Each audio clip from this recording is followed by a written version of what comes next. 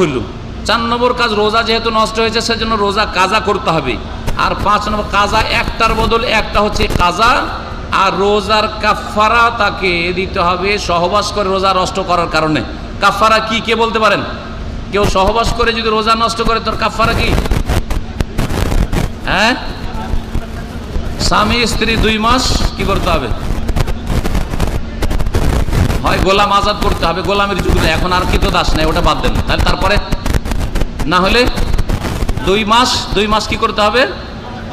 একটানা মোতাতাবিঈন, একবারে এক নাগাড়ে কন্টিনিউ রোজা রেখে যেতে হবে। শুধু ঈদের দিন পড়ে গেলে ঈদের দিন রোজা রাখা হারাম, ঈদুল ফিতর, ঈদুল আজহা।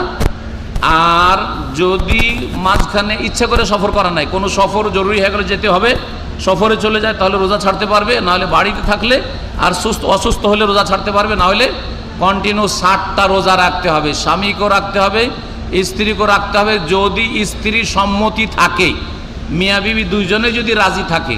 আর স্ত্রী যদি সম্মতি না থাকে তাহলে শুধু ওই স্বামী জালেম ফাসেককে 60টা রোজার কাফারা আদায় করতে হবে, একটানা রোজা রাখতে হবে। যদি রোজা রাখতে অপারগ হয়, অপারগ মানে বললেই হবে না যে অপারগ, আসলে অপারগ হইতে হবে, আমি 60টা রোজা রাখতে পারবো না, অসম্ভব মুশকিল আমার জন্য রোজা রাখা, মেহনতের কাজ করে, রোদে কাজ করে, গরমে কাজ করে, তাহলে 60টা রোজা কন্টিনিউ রাখা তার জন্য মুশকিল। তাহলে কি করতে হবে? 60 জন মিসকিনকে খাবার দিতে হবে, এক একজন মিসকিনকে আধা সা করে 1.5 কেজি করে। তাহলে কতটা দিতে হবে? হ্যাঁ, 60 জন মিসকিনে 60 কত হয়? হ্যাঁ, 60 মিসকিনের খাবার মানে কত হয়ে যায়? 90 কেজি। 90 কেজি খাদ্যদ্রব্য দিতে হবে মিসকিনকে। আর তার সাথে সাথে তওবা করতে হবে, কেন? কাবিরা গুনাহ করেছে।